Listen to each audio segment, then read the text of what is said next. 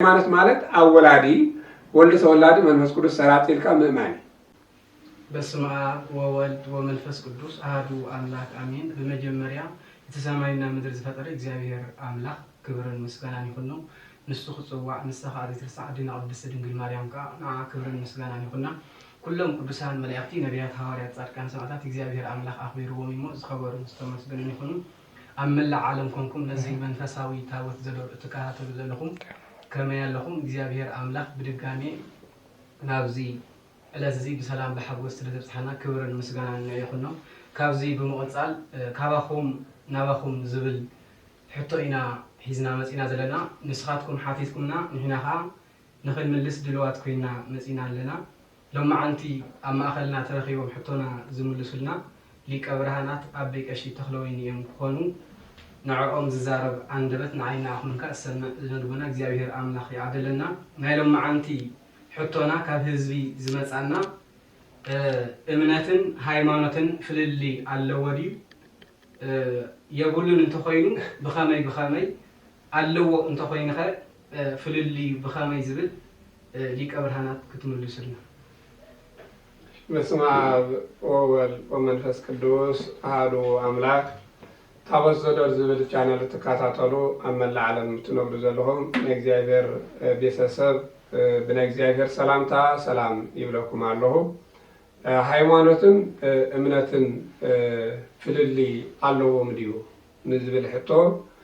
ቃላዊ ፍቺ ወይ ከዓ ስነ መለኮታዊ ፍቺ ኢልና አፋታትሑ ማለት እዩ። ሃይማኖትን እምነትን ፍልሊ አለዎም ድዩ ምክንያቱ መብዛሕትኡ ሰብ ዝጥቀመሉ እምነተይ ሃይማኖተይ ዝብል ቃል እዩ። ክልቲኡ ይጥቀም እዩ ግን ፍልሊ ኣለዎም ድዩ ዝብል ቃላዊ ፍቺ ወይ ከዓ ስነ መለኮታዊ ፍቺ ሃይማኖታዊ ሃይማኖት ተይልና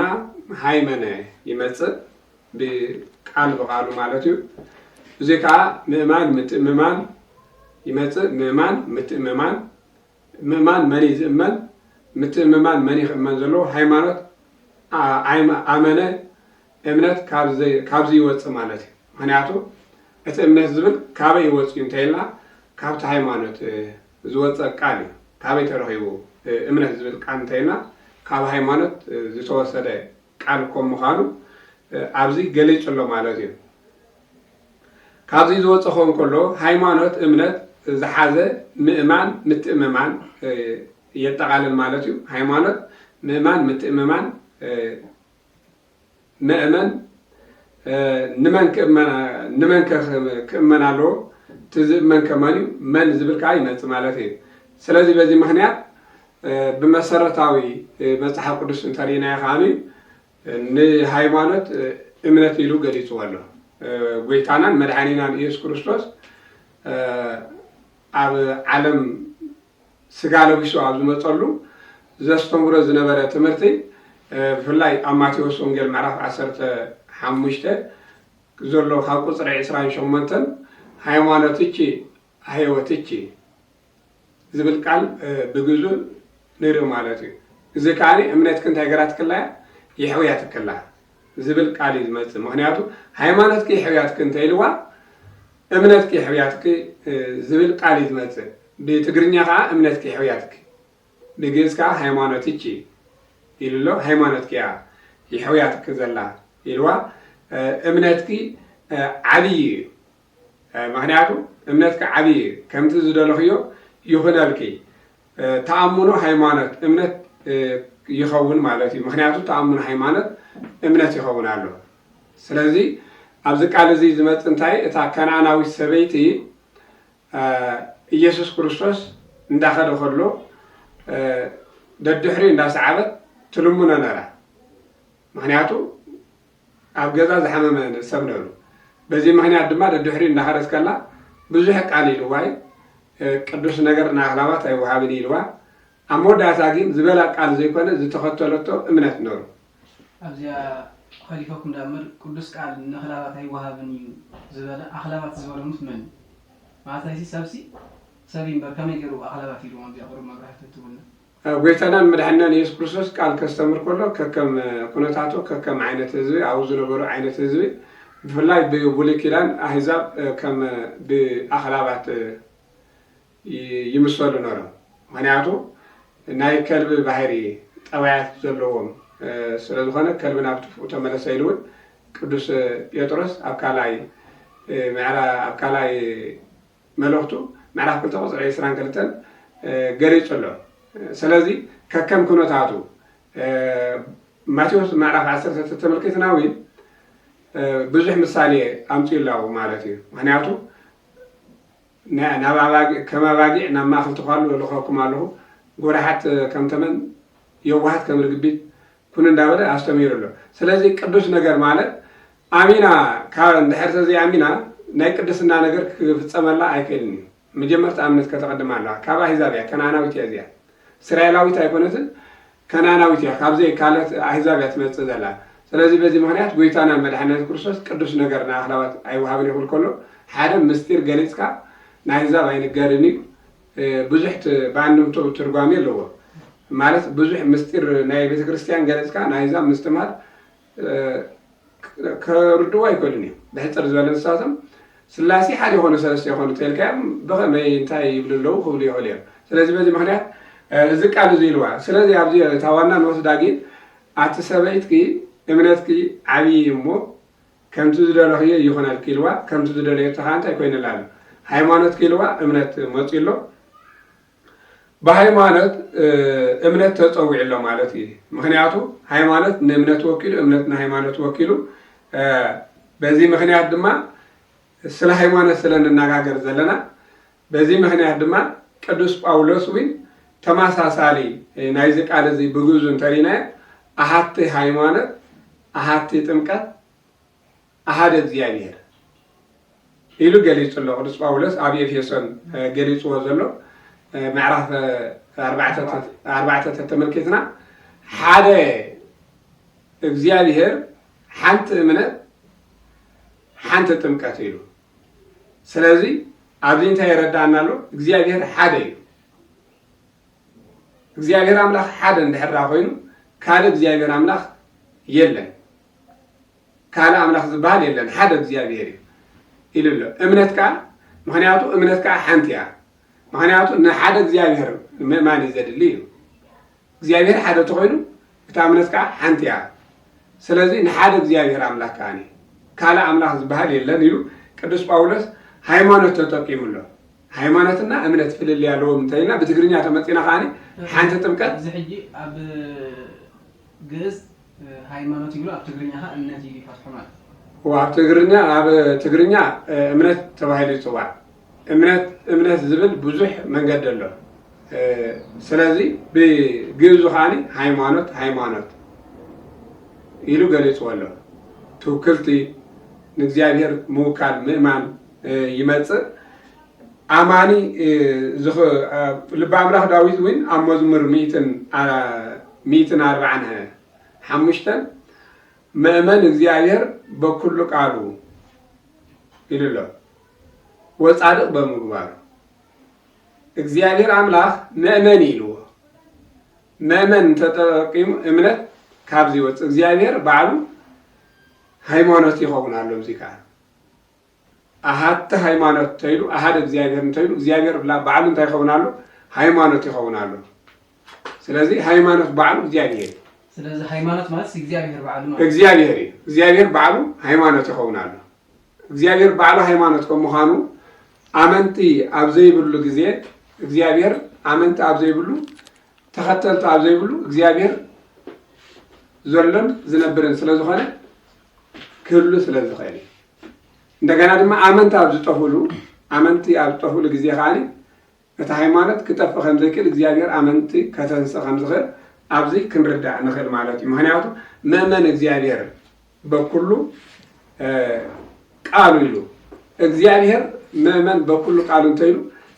ወጻድቅ በምግባር እንተይሉ ጻድቅ ማለት ሓቀኛ ማለት እዩ። እግዚአብሔር ሓቀኛ እዩ ይብሎ ኣሎ። እሙን ሓቀኛ እዩ ምእመን ኢሉ ፀዊዕዎ ኣሎ። ስለዚ እግዚአብሔር ባዕሉ እንታይ ይኸውን ኣሎ እምነት ራሱ እግዚአብሔር ባዕሉ ይኸውን ኣሎ ማለት እዩ። أبزي نعمة حجي إذا هايمونات إذا بعلي ينتهينا حال تمهرتي من ستجمع بعلم ملاخي إزبل عنده نحر هايمونات بعلي إذا بعلي أمنتون إذا بعلي ينتهينا حال إذا تمرتي أمنت أب علم ملاخي خمس جمر إزبل زي فقول أمنت تجمع بعلم ملاخي زبلو علو نجرجين እምነት በዓለም መላእክት አይኮነም ተጀሚሩ ተገሊጽ በዓለም መላእክት እንታይ ኮይነ እምነት ተገሊጹ ማለት ተዋሂቦ ማለት ተገሊጹም ዳምር ጀመርቱ አይኮነን እግዚአብሔር ባዕሉ እንተይና እግዚአብሔር ቅድመ ዓለም ምፍጣሩ ዝነበረ እንድሕራ ኮይኑ ኣብ ዓለም መላእክት ተጀመረ ዘይኮነስ ተገሊጽዎ ምክንያቱ ቅዱስ ገብርኤል ዝበለ ቃል ኣብ እንታይ ንቁም በህላወየነ እስከ ንረክቦ ለአምላክ እግዚአብሔር አምላክ ክሳብ ዝግለጸና ኣብ ዘለና ጸኒዕና ንንበር ክሳብ ዝግለጸና ስለዚህ በዓለም መላእክት እምነት ተገሊጹ ካው ብብዙሕ ጎደና ብብዙሕ መንገዲ ካን እንዳተገለጸ ሞት ማለት ምክንያቱ ብዘበነሎ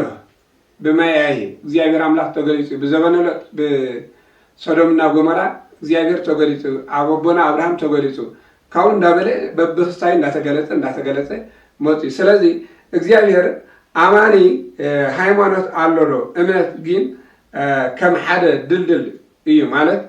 ሃይማኖት እግዚአብሔር እንተይና እምነት ካ ከም ሓደ ድልድል ኮይኑ ናብ ሓደ ድልድል መሳገር ማለት ኢና እምነት ሓደ ድልድል እንተልዩ ማኪና ክሰግር ተኮይና ሰባት ክሳገሩ እንተኮይኖ ልክዕ ሓደ ድልድል ኣብ መንጎ ፍጡራትን ኣብ መንጎ ፈጣሪን መን ይኸውን ኣሎ እምነት ይኸውን ኣሎ ከራኸበና ዝኽእል ምስ እግዚአብሔር እምነት ይኸውን ኣሎ ድልድል ኮይኑ ናብ እግዚአብሔር አምላክ ከብፅሐና ዝኽእል ወይ ምስ እግዚአብሔር ክንራኸበሉ ንኽእል መስመር ኮይኑ ከም ሓደ መስመር በዝናይ ሎሚ ከዓ ንበሎ ከዓ ሰብ ብመስመር ይዝራኸ ብመስመር ዝራኸብ ተኮይኑ ከዓኒ ልክዕ ከም መራኸቢ እምነት ይኸውን ኣሎ ምክንያቱ ኣማን እንተልዩ ተኣማኒ ስለ ዘሎ ኣብ መንጎ ኮይኑ እቲ እምነት ዝብል ምስ እግዚአብሔር አምላክ ከራኸበና ዝኽእል ከም ሓደ እዩ ሃይማኖት ነዚ እንታይ ዝብል ከም ተቀዲምና ዝበልናዮ በዓለም መላእክት ተገለጸ ዝበልናዮ መጽሐፍ ናይ ሊቃውንቲ ቤተክርስቲያንና ሃይማኖት አበው ናይቶም ሊቃውንቲ ቤተክርስቲያን ወይ እንታይ ዝብሉ እምሃበ አብ ሃይማኖት እንተ እምሃበ አብ ተፈጥረት እንተ እምሃበ አብ ተፈጥረት ወሃበ ወልድ ታበጽሕ ወሃበ መንፈስ ቅዱስ ትስፈጸም ስለዚህ ሃይማኖት እንተ እምሃበ አብ ተፈጥረት እንተይና አብ ወይካ ወልዲ ወይካ መንፈስ ቅዱስ እግዚአብሔር መዓስ ይኖሩ እንተይልና ንዘበኑ ቁጥር የብሉን ኢሉ ደምዲምዎሎ መዓስ ዘበን ይኖሩ እንተይልና ንዘበኑ ቁጥር የብሉን እንተ እምሃበ አብ ተፈጥረት እንተይልና ካብ መጀመርታ ካብ ጥንቲ ኢሉ ከም ዝነበረ ገሊጹሎ ማለት እዩ ምክንያቱ ወሃበ ወልድ ታበጽሕ ኢሉ ልክዕ ወልድ ስጋ ለዊሱ ቃል ስጋ ለዊሱ ምስ መጽ ከዓኒ ናው ከተብጽሐና ዝኻለ ተስያ መወዳእታ ፍጻሜ ከዓኒ መንፈስ ቅዱስ እዩ መንፈስ ቅዱስ እንታይ ኢልና ከዓኒ ምጥማቕ ይኸውን መንፈስ ቅዱስ ሓደ ሰብ ብምጥማቑ ልክዕ እዚ ኢሉ ከዓኒ ትትፈጸም ኢሉ ኣሎ ኣብ ወላዲ ወልዲ ተወላዲ ሃይማኖት ማለት ኣብ ወላዲ ወልዲ ተወላዲ መንፈስ ቅዱስ ሰራጢልካ ምእማኒ ኣብ ወላዲ ወልድኻ ተወላዲ መንፈስ ቅዱስ ካ እንታይ ሰራጢልካ ምእማኒ ሃይማኖት ማለት ሃይማኖት አለን ዝብል ሰብ ኣብ ከም ተቀዲምና ዝበልና እምሃበ አብ እንተይልዋ እዚ ሃይማኖት እዚኣ ካብ መን እያ እንተይልና መሰረታ ካብ ኣብ እንተይልና እዚ ከዓኒ ኣብ ወላዲ ወልዲ ተወላዲ መንፈስ ቅዱስ ሰራጢ ኢልካ ምእማን ሃይማኖት ተባሂሉ ይፅዋዕ ካብኡ ወፃኢ ግን ሃይማኖት ተባሂሉ ክፅዋዕ ኣይክእልን እዩ ሰራሕተሉ መን ኣሎ ማለት እዩ ተሰራሐ ኣሎ ወይ ከዓኒ ሰራሕተኛ ተልዮም ኣስራሕ ኣሎ ስለዚህ ስራሕ እግዚአብሔር አምላክ ተኮይኑ ንሕና መሬት ኢና እንተይልና ንአዳም ካብ መሬት ፈጢርዎ እንተይልና ደቂ ሰባት ካብ መሬት ተፈጥሮም እንተይልና ሰርሐዮም መኒ ሓደ እግዚአብሔር ተሰራሕተ ንሳቶም እዮም ስለዚህ በዚህ ምክንያት ሓደ ሰብ ብዘይ ክልተ ወለዲ ክርከብ ኣይክእልኒ ካበይ ዝመፅእ ንኣብነት ንበል እግዚአብሔር አምላክ ድኽሕድ ኣሎ ሃይማኖት ዝልውጥ ኣሎ ነገር ግን ኣብ ዓለም ምስ መፀ ምስ ተወለደ أدي يكونكن أبي يكونكن مبال مالتي أدي مغيار يكال يكال ها هاي أدي غيري أنت يلو حدث هيكاني نجرجين بأفكار تبلتخيها لك إن أجزاء كحرت كاني ويكا حيوانات ملوات مالت كاني بأفكار أنا زملت زي الكتل نخدمل تخيلها معناته كم تعقدين أزولنا على عالم ملاقتي حيوانات تجريسو دامبر شعاع يكون أنت جميل زبلنا على عالم ملاقتي كاني كحرت تفاتيري حيوانات تجريسو كحرت تفاتيرو كرتي تنوري ودكات نور ناي ديابلس ودكات نوري سلازي سب أبوين عدين ولدي كم زي مهانم أنا كحرم يخيلي كبل يخيلي بعفقين أي كعلني أحصيرو مالتي فطور تلي منالو مالتي فطور تلي منالو فتاران كم تعقدين أزولنا زتا سرحة هنتا تليو نتنتا سرحة أكالالو بذي كنرد نخل كاني የተሰራሐ ህንጻ ነቲ ህንጻ ፎቶ ይኸዲ የተሰራሐ ህንጻ ግን ስለተሰራሐ ፈለጥ አይፈልጥኒ ናምነት ህንጻ አለ ስለተሰራሐ ይፈልጥ አፍልጦ ይብል ለከ በዚ ናህሩደ ነኸል ፈጣሪ እንተሊ ንሕና ተሰራሐት እንተኮይና ተማራሚርና ስለተፈጣሪ ንሱ ንበጽሐስታ የለ ነገር ግን ፍጡራት ተልዮም ፈጣሪ አለ ማለት እዩ በዚ ክርዶ ነኸሊና ሃይማኖት እግዚአብሔር ከም ዝኾነ ከረዳና ዝኽእል መጽሐፍ ቅዱስ ክርኢና ማለት እዩ እዚ ከዓኒ ካልኣይ ጢሞቴዎስ ምዕራፍ 2 እንታይ ዝብል ንሕና እንተዘይኣመናዮ ንሱ እንታይ ኢልዎ እሙን እዩ ንእግዚአብሔር ንሕና ተዘይኣመናዮ ደቂ ሰባት እንተኸሓድዎ ፈጣሪ የለን እንተበሉ ሃይማኖት የለን እንተበሉ እምነት የለን እንተበሉ ንሱ ግን ንርእሱ ክኽሕድ ኣይክእልን እዩ እሙን እዩ እሙን ዘለዓለም ኢልዎ ምክንያቱ ቅዱስ ጳውሎስ ኢልዎ ዘሎ እግዚአብሔር እሙን ዘለዓለም እዩ ሰብ ንርእሱ ክኽሕድ ይኽእል እዩ ፈጣሪኡ ክኽሕድ ይኽእል እዩ እምነቱ ክኽሕድ ይኽእል እዩ ሃይማኖቱ ክልውጥ ይኽእል እዩ ንሱ ግን እሙን ዘለዓለማዊ ኢሉ ገሊጹ ኣሎ ስለዚ በዚ ምክንያት ንሱ ንርእሱ ክኽሕድ ስለዘይክእል እሙን ኮይኑ እዩ ዝነብር ንርእሱ ክኽሕድ ኣይክእልን ኢሉ ገሊጹልና ኣሎ ኢየሱስ ክርስቶስ ሃይማኖት አመልካ ኢየሱስ ከምዚ ዝብል ኣሎ ማለት እዩ ኢየሱስ ክርስቶስ ሃይማኖት ወንጌል ስለዚ ባዕሉ እግዚአብሔር አምላክ ሃይማኖት ከምዃኑ ኢየሱስ ክርስቶስ ንዓኻ እንታይ ከይንተይልና ሃይማኖት ወንጌል ኢየሱስ ክርስቶስ ማለት ሃይማኖት ማለት እዩ ሃይማኖት እንተይልና ከዓኒ መን ይኸውን ኣሎ እምነት ይኸውን ኣሎ ስለዚ ከም ስጋን ከም ነፍስን ነፃፂልካ ዝረአ ነገር ያለን ሓደ ሰብ ነፍሲ ተልይዎ ስጋ ኣለዎ ስጋ ተልይዎ ከዓ ነፍሲ ኣለዎ ስጋ በይኑ ነፍሲ በይኑ ክፈላልዩ ኣይክእልኒ ወይ ሞት ተዘይኮይኑ ስለዚ ሓደ ሰብ ከዓኒ ሃይማኖት በይኑ እምነት በይኑ እንድሕር ነፃፂሉ ኮይሉ ከዓኒ ልክዕ እንታይ ኮይኑ ኣሎ እምነቱ ክሒድ ኣሎ ብነፍስኻ ሞይቱ ኣሎ ማለት እዩ ሞት እዩ ነዚ ህያው የትብል ሞት ኢኻ ዝበለ ራእይ ዮሃንስ ነዚ ህያው የትብል ነገር ግን ሞት ኢኻ ብዓይኒ እግዚአብሔር አምላክ ዝሞትካ ኢኻ ሃይማኖትካ ተኻሂድካ ነገር ግን ህያው የትብል ኣለኻ ኣብ ምድሪ ህያው ኢልካ ትንቀሳቐስ ኣለኻ ነገር ግን ሞት ኢኻ ስለዚ በዚ ምክንያት ካብቲ ኩሉ ግዜ ጸሎት ንገብሮ ኢየሱስ ክርስቶስ ሃይማኖት ወንጌል ንባዕሉ ንኢየሱስ ክርስቶስ እንታይ ኢሉ ገሊፅዎ ኣሎ ሃይማኖት ኢሉ ገሊፅዎ ኣሎ እምቅድመ ይፍጥር መላእክቲ ለቅዳሴ ይተፀርአ ስብሐተ አብ ወወልድ ወመንፈስ ቅዱስ ቅድሚ መላእክቲ ንምስጋና ምፍጣሩ ብዕለተ ሰንበት መላእክቲ ፈጥር ከሎ ናይ ኣብን ናይ ወልድን ናይ መንፈስ ቅዱስን ምስጋኖ ኣይተቋረፀን ነሩ መላእክትን ቅዳሴ ተፈጢሮም ንምስጋና ተፈጢሮም ሰብ መላእክትን ተፈጥሩ ዕላማ ኣለዎ 22 ፍጥረታት ዝፈጠሮም እግዚአብሔር ኢልና ኣለና ነዚኦም እግዚአብሔር አምላክ እንድሕር ፈጢርዎም ካብዞም ክልተ ፍጥረታት ከዓ እቶም ክልተ ፍጥረታት ስሙ ንምቅዳስ መንግስቱ ንምውራስ ዝተፈጥሩ መንን ይኾኑ ኣለዉ መላእክትን ደቂ ሰባትን ይኾኑ ኣለዉ ሰብ ንምንታይ ዕላማ ተፈጢሩ እንተኢልና መንግስቱ ክወርስ ስሙ ንክቅደስ እዩ ነገር ግን መላእክቲ ቅድሚ ምፍጣሩ ንቅዳሴ ንምስጋና ኢሉ ቅድሚ ምፍጣሩ ምስጋና ናይ ኣብን ናይ ወልድን መንፈስ ቅዱስ እንታይ ኣይኮነን ነሩ ኣይተቋረፀን ነሩ ኢሉ ገሊፅዎ ኣሎ ስለዚ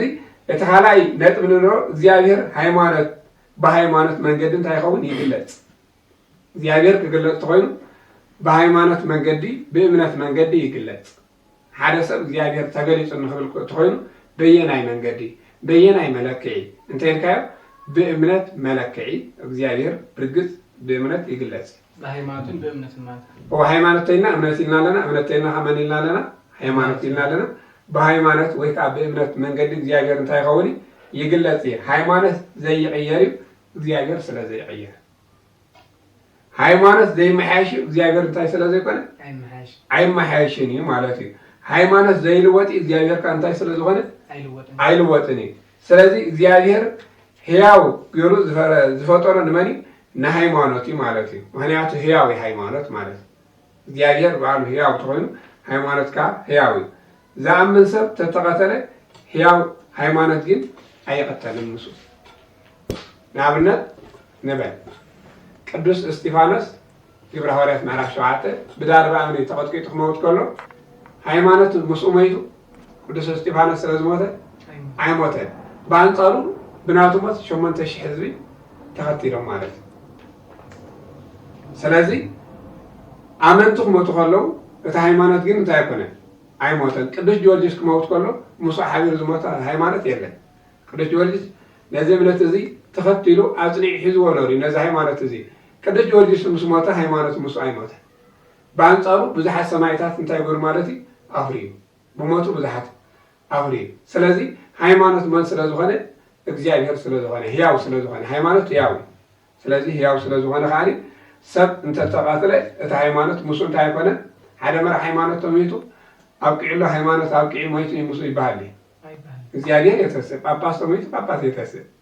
ዮሐንስ ኣፈወርቂ ድሕራ ሞይቱ ከም ዮሐንስ ኣፈወርቂ ዝኣምሰሉ ብዙሓት ሊቃውንቲ ተንስዮም ማለት እዩ ሕጂ እውን ቤተክርስቲያንና በዚኦም እያ ስለዚ ካብዚ ንሪኦ እንታይ እንተይልና ዝነብር ከም ምዃኑ ኣብ ኦሪት ዘፍጥረት ምዕራፍ 3 ካብ ቁፅሪ 14 ንሙሴ ዘለኹን ዝነብርኒ ኢልዎ እግዚአብሔር ዘለኹን ዝነብርኒ ስለዚ እግዚአብሔር ዘሎይ እንደገና ኸ ዝነብር መን የኽብሎም ነቶም ህዝቢ መን ኢኻ ንስኻ ምስ በሎ ኣነ ዘለኹን ዝነብርኒ እግዚአብሔር ኢሉ ገሊጹሎ ናይ እምነት እንተመፂና ከዓኒ ቀዳማይ ሕያው ምዃኑ ዝገብር እምነት ኢሉ ማለት እዩ ምክንያቱ ባህሪኡ ዘይምርመር ናይ እግዚአብሔር ኣምላኽ ዘይልወጥ እዩ ናይ ሰብ ግን ተለዋጢ እዩ ኢልና ኣለና ምክንያቱ ናይ እግዚአብሔር ባህሪ ኣይልወጥን ናይ ሰብ ባህሪ ግን እንታይ ምስ ኩነታት ተለዋጢ እዩ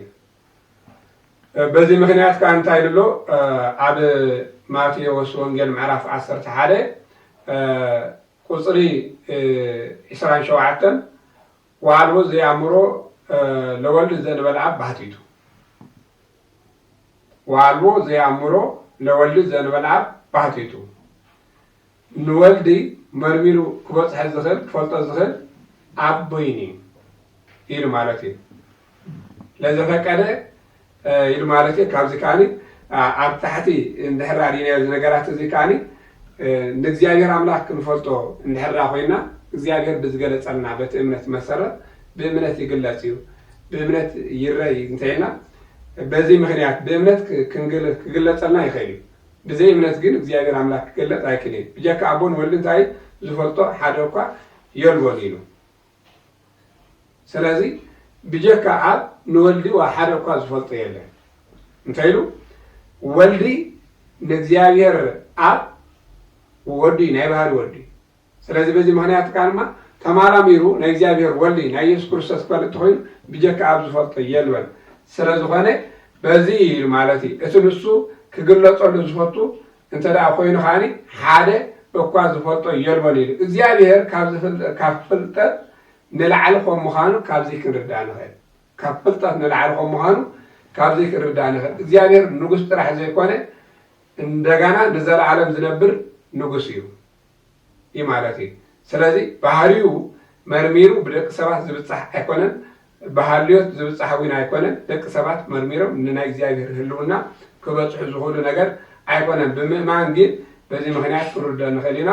ተወሰኑ ጥቕስታት ኣለዉ እዮም ኣብ መዝሙር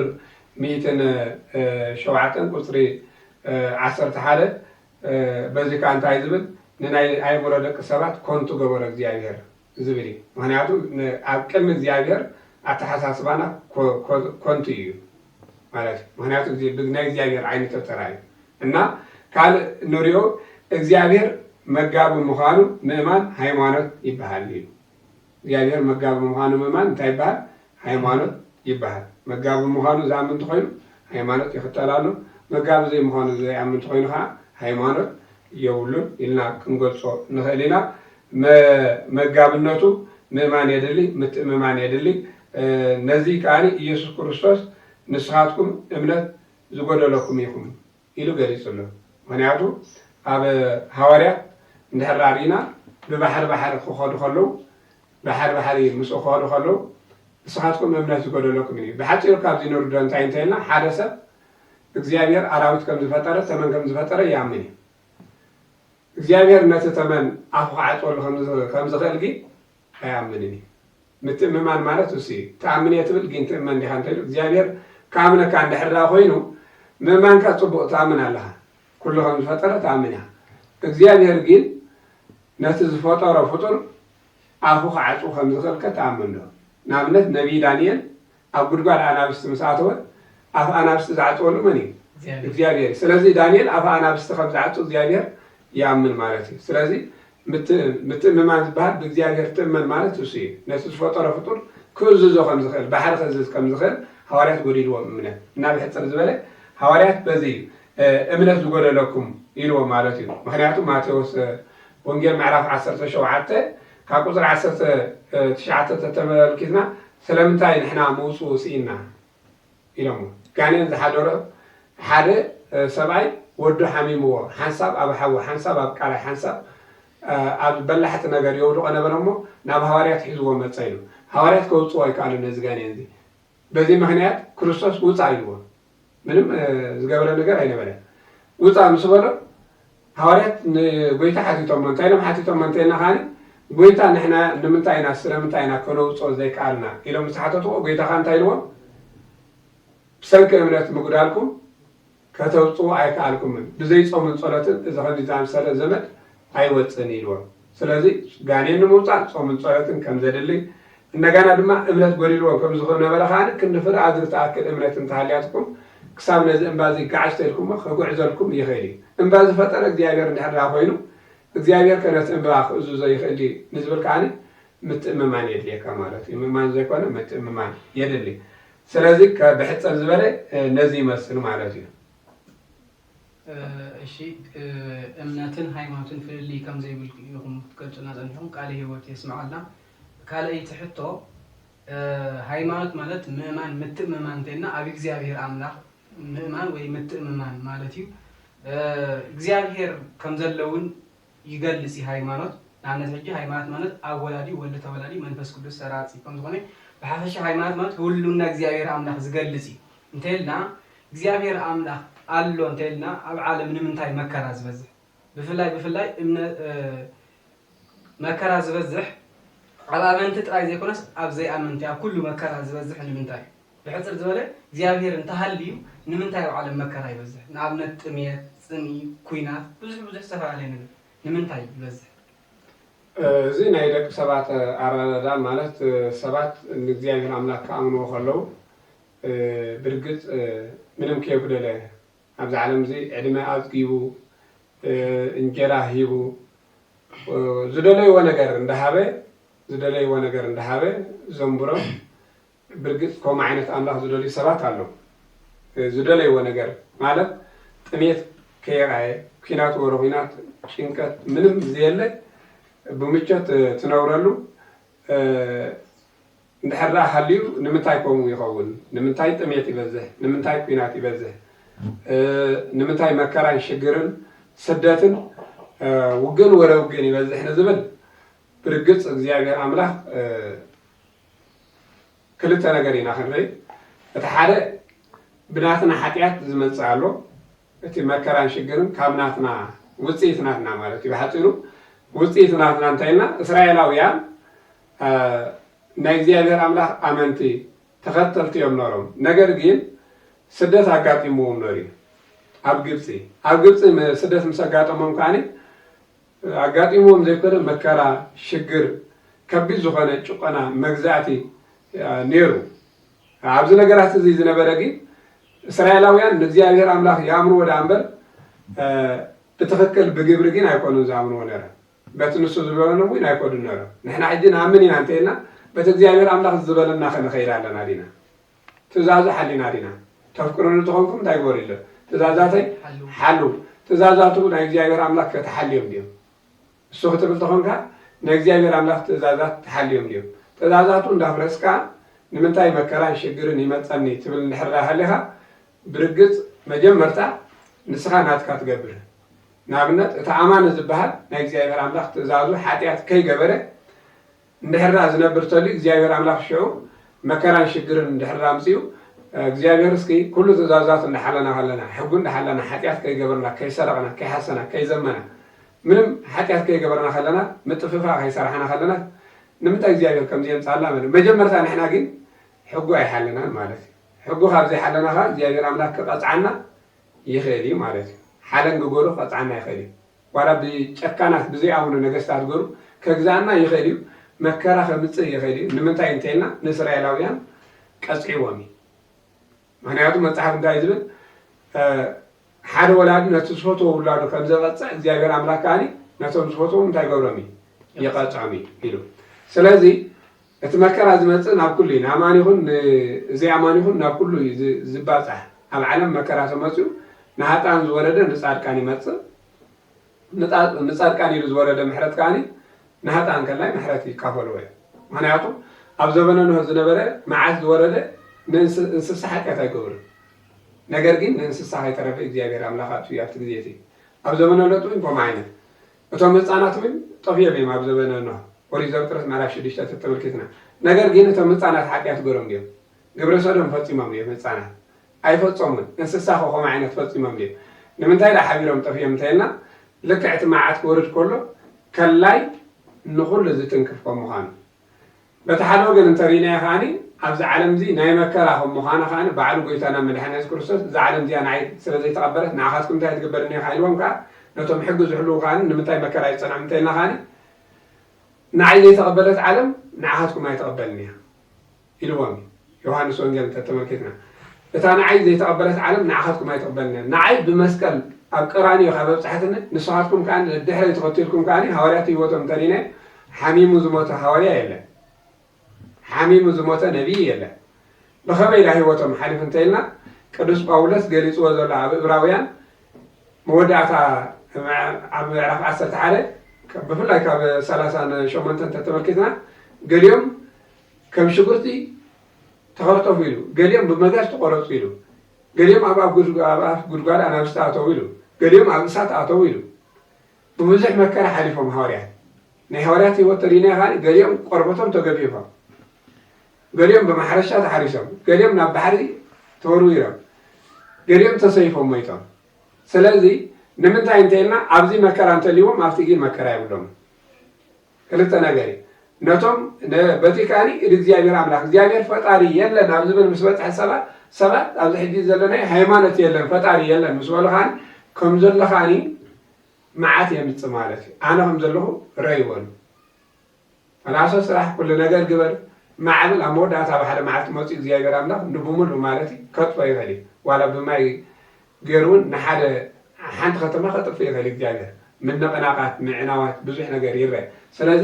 እግዚአብሔር ስለዘየለ ዘይኮነ ንሕና ስለዘየለና እዩ ኣብዚ ክመፅእ ዝኽእል ንሕና ምስ እግዚአብሔር ኣምላኽ ስለዘየለና እዚ ነገራት እዚ ይመፅእ ኣሎ ስለዚ ብሕፅር ዝበለ ነዚ ይመስል ናይ መወዳእታ ጥቕሰይ ይሁዳ ምዕራፍ 1 እንድሕር እንታይ ኢሉ በታ ሓንሳብን ንሓዋርን ንቅዱሳን ዝተዋሃበት ብግልፂ ሃይማኖት ኢልዋ ኣሎ ብኣ ክትጋደሉ ይደሊ ኢሉ ሓንሳብን ንሓዋርን ንቅዱሳን ዝተዋሃበት እምነት ብኣ ክትጋደሉ ደጊመ ደጋጊመ ይመኽረኩም ኢሉ ስለዚ ውፅኢት ናይ ሓጢኣትና እዩ ውፅኢት ናትና እዩ ብሕፅር ዝበለ ስደትና ንበል መከራና ንበል ሽግርና ንበል ሞትና ንበል ሕማምና ንበል ናትና ውፅኢት እዩ ንሕና ዝግባአና ኣይገበርናን እግዚአብሔር ኣምላኽ ከዓኒ መዓትን ሽግርን ከዓኒ በዚ ምክንያት ከዓ ናትና ውፅኢት ዳ እምበር ናይ እግዚአብሔር ውፅኢት ክንብሎ ኣይንኽእልና ክልተ ነገር ክቐፅዓና ነቶም ዘፍቅርዎ ክቐፅዖም ንተግሳፅ ክኸውን ይኽእል ነቶም ዘይፍቅርዎ ከዓኒ ሓይሉ ንኸርኢ እግዚአብሔር አምላክ መዓት ናብ ምድሪ የምጽእ ብርግጽ ዘምጽእ ብኸመይ ስለ ቃሉ እግዚአብሔር አምላክ ተኸበረ ምስጋና ይሁን። ቃል ሕይወት ይስማዓልና ኣብ ዓለም መከራ ዝበዝሕ በንሳንክናትና ሓጢአት እዩ ኢልኩም መሊስኩምና ብድጋሚ ቃል ሕይወት ይስማዓልና። ሎማዓንቲ ፕሮግራምና ኣብዚ ወዲእና ኣለና። ካልእ ሕቶት ሃሊኩም እውን ኣብ ኮሜንት ክጽፉልና ትኽእሉ ኢኹም። ስብሐት ለእግዚአብሔር ልዑል ወለወላዲቱ ድንግል ወለመስቀሉ ክቡር አሜን።